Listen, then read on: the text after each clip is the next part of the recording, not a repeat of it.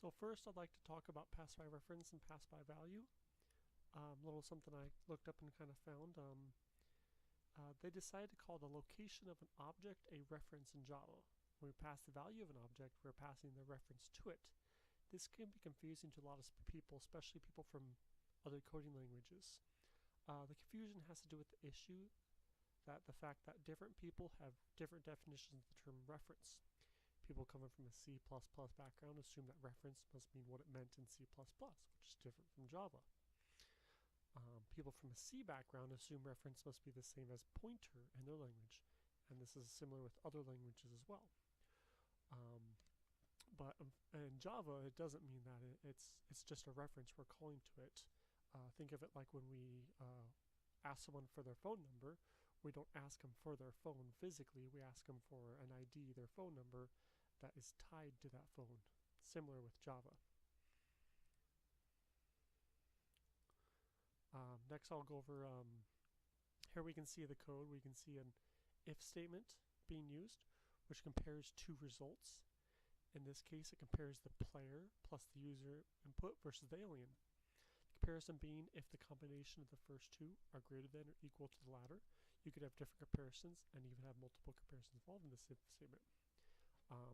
If it's greater, it'll return a true. If it's not, it'll return a false. You could also add other options like an else statement, which could run in the case of if not being true. We could put else there, and if it's not true, then we have a different thing run, for example. You could even demonstrate an if-else, which would have its own condition of variables to compare.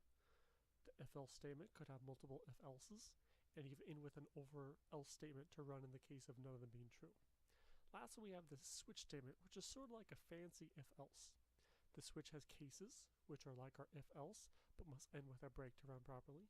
Last, with a switch, we have a default case, which is kind of like our last else statement. It's what runs in a default setting. In most cases, you can perform a lot of the same things with an if-else and with a switch. However, when dealing with multiple conditions comparisons, a switch is much easier to code and easier to work with and debug.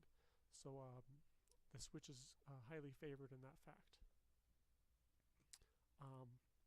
Next, we have the test here. As we can see, we have some variables 9, 10, and 15, which will make their last code if we look. The first two compared to alien would be 19 compared to 5, which 19 is greater than 5, so it will come out true. And so we have a success there.